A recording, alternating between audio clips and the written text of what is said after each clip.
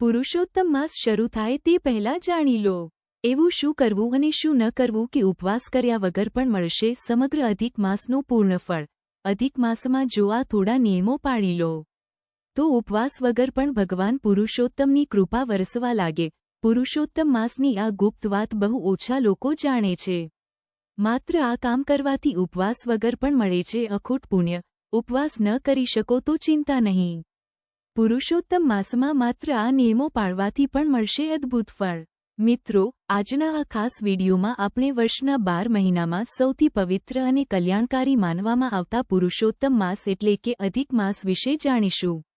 આ પવિત્ર મહિનામાં શું કરવું જોઈએ, શું ન કરવું જોઈએ, વ્રતનું શું મહત્વ છે અને ભગવાનની પૂજા કેવી રીતે કરવી, તે તમામ બાબતો વિશે આજે સરળ ભાષામાં વાત કરીશું। તેથી વિડીયોને અંત સુધી જરૂર જોતા રહેજો।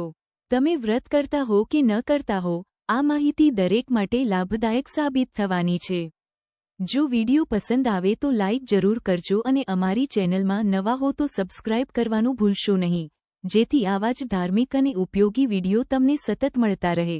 મિત્રો, વિડીયો આગળ વધતા પહેલા જો તમે ઈચ્છો કે પુરુષોત્તમ ભગવાનના આશીર્વાદ હંમેશા તમારા પર રહે તો આ વિડીયોને લાઇક કરજો અને કમેન્ટમાં જય પુરુષોત્તમ ભગવાન જરૂર લખજો। મિત્રો, શાસ્ત્રોમાં પુરુષોત્તમ માસનું મહાત્મ્ય ખૂબ જ વિશેષ જણાવાયું છે। કહેવાય છે કે દેવતાઓને પણ જે માસ અતિ પ્રિય છે એવો આ અધિક માસ છે।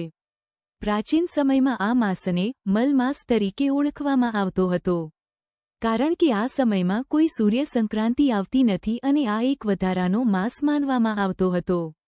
એટલા માટે આ માસનો કોઈ અધિષ્ઠાતા દેવ નહોતો અને લોકો પણ તેને શુભ કાર્યો માટે યોગ્ય માનતા નહોતા। લગ્ન, ગૃહપ્રવેશ જેવા માંગલિક કાર્યો આ સમયમાં કરવામાં આવતા નહોતા। આ વાતથી મલમાસ ખૂબ જ દુઃખી થયો। લોકો તો તેનો તિરસ્કાર કરતા જ હતા, પરંતુ બીજા બધા મહિના પણ તેને નગણ્ય સમજતા હતા। દુઃખથી વ્યાકુળ થઈને મલમાસ ભગવાન શ્રીહરિ વિષ્ણુ પાસે વૈકુંઠમાં પહોંચ્યો અને પોતાની વ્યથા વ્યક્ત કરી। ત્યારબાદ ભગવાન વિષ્ણુ તેને ભગવાન શ્રીકૃષ્ણ પાસે ગોલોકમાં લઈ ગયા અને તેની સમગ્ર કરુણ કથા કહી। ત્યારે ભગવાન શ્રીકૃષ્ણે મલમાસને સાંત્વના આપતા કહ્યું કે જે કોઈ મારા શરણમાં આવે છે તેને હું ક્યારેય દુઃખી રહેવા દોતો નથી। જે ભક્ત મને પ્રેમથી યાદ કરે છે હું પણ તેને એટલો જ પ્રેમ આપું છું। ત્યારબાદ ભગવાન શ્રીકૃષ્ણે પોતે આ માસના અધિષ્ઠાતા દેવ બનવાનો સંકલ્પ કર્યો અને પોતાના પુરુષોત્તમ સ્વરૂપથી આ માસને પવિત્રતા અને શ્રેષ્ઠતા આપી। એ દિવસથી મલમાસ પુરુષોત્તમ માસ તરીકે ઓળખાવા લાગ્યો। ભગવાન શ્રીકૃષ્ણે આશીર્વાદ આપ્યો કે મારા બધા દિવ્ય ગુણો આ માસમાં વસશે। જે ભક્ત આ મહિનામાં પૂજા, પાઠ, વ્રત, કથા શ્રવણ અથવા ભગવાનના નામનું સ્મરણ કરશે તેને વિશેષ પુણ્ય અને ભગવાનની કૃપા પ્રાપ્ત થશે। કહેવાય છે કે જે ભક્ત આ પુરુષોત્તમ માસની કથા શ્રદ્ધાથી સાંભળે છે તેને એવું પુણ્ય પ્રાપ્ત થાય છે જે આખા વર્ષમાં પણ સહેલાઈથી મળતું નથી। આપણા શાસ્ત્રોમાં જણાવાયું છે કે જો મનુષ્ય સંસારની માયા અને બંધનમાંથી મુક્તિ મેળવવા માંગે તો તેને ભગવાન પુરુષોત્તમ એટલે કે શ્રીકૃષ્ણનું સ્મરણ અને ભજન કરવું જોઈએ। ભગવાન શ્રીકૃષ્ણે વૈભવ અને સુખ વચ્ચે રહીને પણ પોતાના મન અને ઇન્દ્રિયોને વશમાં રાખ્યા હતા, તેથી તેમની ભક્તિ માણસને પણ માયાથી દૂર લઈ જાય છે। અને ભગવાનની ભક્તિ માટે જો કોઈ માસ સૌથી પવિત્ર માનવામાં આવ્યો હોય તો તે આ પુરુષોત્તમ માસ છે। આ માસ દરમિયાન જપ, તપ, દાન, પૂજા અને સત્વિક જીવનનું વિશેષ મહત્વ માનવામાં આવે છે। જો કે આ સમયમાં લગ્ન, સગાઈ, ગૃહપ્રવેશ, મુંડન અથવા અન્ય માંગલિક કાર્યો કરવામાં આવતા નથી। આ મહિનો સંપૂર્ણ રીતે ભગવાનની આરાધના અને આત્મશુદ્ધિ માટે સમર્પિત માનવામાં આવ્યો છે। માન્યતા છે કે આ દિવસોમાં ભક્તિભાવથી કરેલી નાની પૂજા પણ અનેક ગણું ફળ આપે છે। મિત્રો, વિડીયો આગળ વધતા પહેલા જો તમે ઈચ્છો કે પુરુષોત્તમ ભગવાનના આશીર્વાદ હંમેશા તમારા પર રહે તો આ વિડીયોને લાઇક કરજો અને કમેન્ટમાં જય પુરુષોત્તમ ભગવાન જરૂર લખજો। અને જો નવી વખત ચેનલ પર આવ્યા હો તો સબસ્ક્રાઇબ કરવાનું ભૂલશો નહીં। ખાસ કરીને આ માસમાં આવતી એકાદશીનું વ્રત અત્યંત શુભ માનવામાં આવે છે, કારણ કે આ વિશેષ એકાદશી 3 વર્ષે એકવાર જ આવે છે। તેથી જે લોકો વર્ષભર બધી એકાદશી ન કરી શકે તેઓએ પણ આ એકાદશીનું વ્રત જરૂર કરવું જોઈએ। ભગવાન શ્રીકૃષ્ણની કૃપા મેળવવા માટે આ ઉત્તમ અવસર માનવામાં આવે છે. આ પુરુષોત્તમ માસમાં વિષ્ણુ સહસ્ત્રનામનો પાઠ, શ્રીકૃષ્ણના નામ જ અને ગણપતિ અથર્વશીર્ષનો પાઠ કરવો પણ ખૂબ કલ્યાણકારક ગણાયો છે. મિત્રો, મનુષ્ય જન્મને શાસ્ત્રોમાં દુર્લભ કહેવામાં આવ્યો છે, કારણ કે મનુષ્ય પાસે વિચારવાની શક્તિ, જ્ઞાન અને ભગવાનનું સ્મરણ કરવાની ક્ષમતા છે. બીજા જીવમાં આ સમજ અને ભક્તિ કરવાની શક્તિ એટલી સરળતાથી નથી હોતી. તેથી ભગવાન પાસે કંઈ માંગવું હોય તો માત્ર ભૌતિક સુખ નહીં, પરંતુ ભગવાનની નજીક રહેવાનો આશીર્વાદ માંગવો જોઈએ. સ્વર્ગમાં સુખ તો મળે, પરંતુ ભગવાનના નામનો રસ અને તેમની કથાનું અમૃત સહેલાઈથી મળતું નથી. જ્યારે વૈકુંઠ કે ગોલોકધામ એ ભગવાનના ચરણોમાં નિવાસ કરવાનો માર્ગ માનવામાં આવે છે. આપણા પુરાણોમાં પુરુષોત્તમ માસનું વિશેષ મહાત્મ્ય વર્ણવાયું છે. આ મહિનામાં ભગવાન વિષ્ણુ, રાધા કૃષ્ણ અથવા પુરુષોત્તમ ભગવાનની પૂજા કરી શકાય છે. ઘરમાં મૂર્તિ, ચિત્ર અથવા માત્ર ભાવથી પણ પૂજા કરવામાં આવે તો ભગવાન તેને સ્વીકારી લે છે. ભક્તિમાં સૌથી મહત્વનું છે સાચો ભાવ.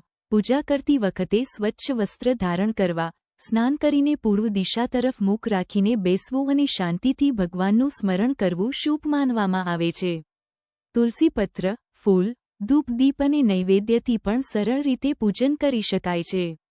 નિયમિત એક જ આસન અને એક જ સ્થાન પર બેસીને પૂજા કરવામાં આવે તો વધુ સારો આધ્યાત્મિક લાભ મળે છે. આ માસમાં દાનનું પણ વિશેષ મહત્વ છે. યથાશક્તિ બ્રાહ્મણોને દક્ષિણા આપવી, ભોજન કરાવવું અથવા ગરીબ અને જરૂરિયાતમંદ લોકોને અન્ન, વસ્ત્ર કે જરૂરી વસ્તુઓનું દાન કરવું ખૂબ પુણ્યદાયક માનવામાં આવે છે. ભક્તિ, સેવા અને દાનથી પસાર કરેલો પુરુષોત્તમ માસ જીવનમાં શાંતિ અને ભગવાનની કૃપા લાવનાર માનવામાં આવ્યો છે. ગોયણીઓને ભોજન કરાવવું, કુંવારિકાઓને સન્માનથી જમાડવું અને નાના બાળકોને મનગમતી વસ્તુ આપી ખુશ કરવું, આ બધું પુરુષોત્તમ માસમાં ખૂબ શુભ માનવામાં આવે છે. કારણ કે નાના બાળકોને ભગવાનનું નિર્મળ સ્વરૂપ માનવામાં આવ્યું છે. જ્યારે આપણે તેમને પ્રેમથી ખુશ કરીએ છીએ, ત્યારે ભગવાન પણ આપણા પર પ્રસન્ન થાય છે અને કૃપા વરસાવે છે.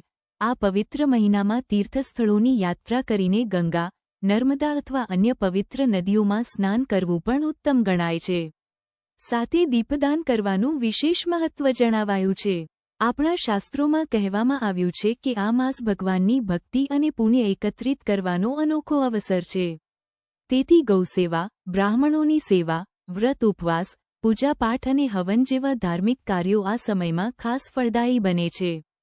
કહેવાય છે કે પુરુષોત્તમ માસમાં કરેલા સારા કાર્યોનું અનેક ગણું પુણ્ય પ્રાપ્ત થાય છે. દેવી ભાગવત સહિત અનેક પુરાણોમાં આ પુરુષોત્તમ માસનો મહિમા વર્ણવાયો છે.